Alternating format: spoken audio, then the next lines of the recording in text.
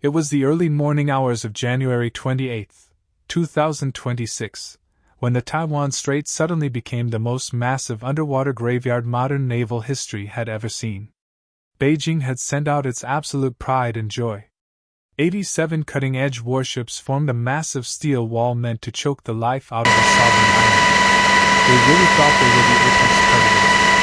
They were convinced the entire globe was about to bow down to their unstoppable fleet, but they miscalculated on a multi-billion-dollar scale. At 6 in the morning, the trap seemed set. But just after 7, the ocean surface broke wide open. The devastation did not come from missiles high above, but from silent leviathans hunting in the deep dark. 64 advanced torpedoes, specifically the Mark 48 and Type 89 barrels, tore through the black water all at once. Their supposedly invincible Type 52B destroyers were snapped in two like fatal fragments. The majestic Type 055 flagships morphed into towering infernos lighting up the Pacific Line. In exactly 41 minutes, an armada that had proudly announced a bloodless quarantine was battered into sinking, burning scraps. This was no simulation. It was an absolute slaughter bred for the digital era. This is exactly what happens when you test the sheer willpower of the United States and its allies. 87 vessels sailed into the sea, and nothing but open water supported them. To understand how we got here, we have to rewind 2 days to January 26th. Deep inside a highly classified Central Military Commission in Beijing, a group of men who thought they were strategic masterminds drew up a flawless fantasy. President Xi Jinping looked across the table at his eager generals and signed off on a plan he thought would peacefully realize the global order. An invasion was way too messy and covered in too much blood, so they dreamed up a peaceful quarantine. They called it Operation Stranglehold. The logic was almost laughable in its arrogance. Just park 87 terrifying warships to the northeast. They figured nobody could argue with a peaceful maneuver. For Beijing, starting out a free democracy was just standard security. They were especially smart about having 240 United States forces trapped by the middle. General Chan Wan actually bragged that Americans were all tall and militant. He assumed Washington would be begging on its knees once those illegal marines were caught in the net. They genuinely thought the toughest warriors on Earth would just cower in the shadows. By the time the sun came up on January 28th, the Chinese command was popping imaginary champagne.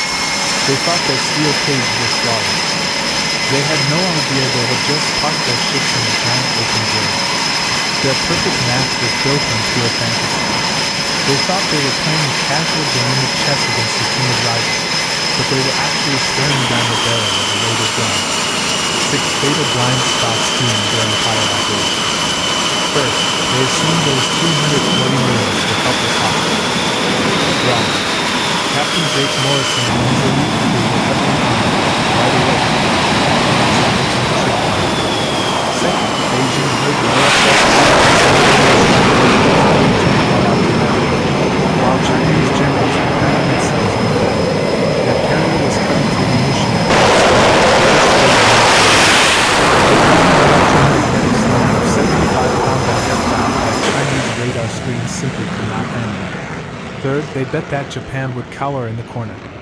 Absolutely false. Those self-destroyers from the Japan Maritime Self-Defense Force were already floating silently in the dark, with their fire control systems completely locked onto the Eastern Fleet. Fourth, the skies were anything but empty. 72 F-35 fighters were already doing quiet laps right over the Chinese ships.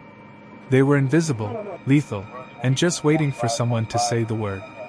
Fifth, and maybe the most arrogant of all, they forgot to look down. They thought they owned the water, but 16 attack submarines from an American, Japanese, and Taiwanese coalition had them completely boxed in. Those 87 warships were basically splashing around in a shark tank. And the final nail in the coffin was thinking a blockade is peaceful.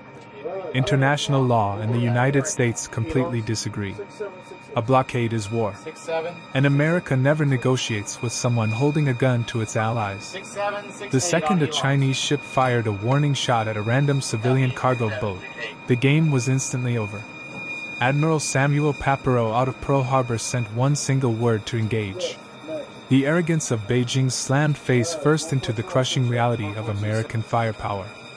At 7:05, while Chinese guns were still pointing at innocent boats, Admiral Richardson sent down the encrypted order to break the cage. 16 Allied submarines fired together. Picture 64 of the smartest wire-guided acoustic hunting torpedoes on Earth screaming through the water. In 30 seconds, the Strait became a slaughterhouse. Sonar operators on the Chinese ships started screaming about torpedoes, but it was way too late. The hunters realized they were the prey. Those Mark 48 torpedoes, packed with over 300 kilograms of explosives, punched right through the steel hulls. They had enough raw power to lift a 7,000-ton destroyer completely out of the ocean before breaking its back. 4 frigates and 6 corvettes were ripped to shreds in the blink of an eye. The southern and eastern fleets were drowning in a chaotic storm of desperate emergency turns and useless decoys, crying out over the radio for help that would never arrive. But the nightmare was just getting started.